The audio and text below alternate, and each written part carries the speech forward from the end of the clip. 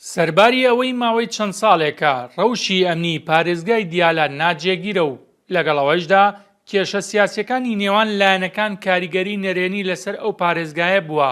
لە ئێستادا ئەو پارێزگایە بەدەر لە دۆسیە ئەمنی و سیاسیەکانی دۆسەی گەندەڵی ئیداری لەو پارێزگایە بە شێوەیەکی بەرچاو تەشەنەی کردووە.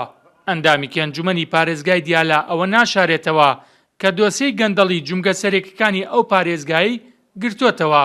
سەرەڕای خراپی بارودۆخی ئەمنی لە سنووری پارێزگای دیالە بە درێژایی ئەم 2 ساڵە لەگەڵ ئەوەیشە مەلەفی ئەمنی دیالە شان بەشان مەلەفی خزمەتگوزاری هیچیان نەکراوە، لەگەڵ ئەوەیشە مەلەفی فەساد لەلایەن ئەنجومەنی پارێزگای دیالەوە دەرچووە. ئەمە بە درێژایی مانگێکە ئەمری دەستگیرکردنی سەرۆکی ئەنجومەنی پارێزگای دیالە لەگەڵ 8 ئەندامی تر لە ئەندامانی ئەنجومەنی پارێزگای دیالە دەرچووە بە چەندین تۆمەت بەشێکیان پەیوەندیان بە منفەدی سەفرە هەیە، دەروازەی سەفرە کە لە سنووری پارێزگای سەلاحەدین و قەزا خاڵسە کە لە سنووری محافەزەی دیالەیە، لەگەڵ ئەوەیشە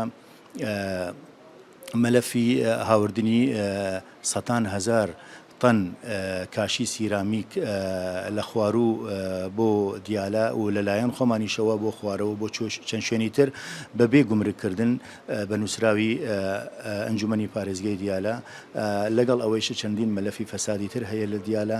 ئەوانە هەمووی کێشەیەکی گەورن. ئەندامەکەی ئەنجومەنی پارێزگای دیالە ئەوەیشی خستە ڕوو کەڵەکەبوونی کێشە سیاسیەکان و ناکۆکیە مەزەبیەکان بۆتە هۆکاری کەڵەکەبوونی قەیرانەکان و سەرهەڵدانی گەندەڵی ئیداری و دارایی. بە جۆرێک جومگە سەرەکیەکانی حکومەتی خۆجی ئەو پارێزگایی پەک خستووە. بێستون سەلام، کورسات نیوز، دیالە.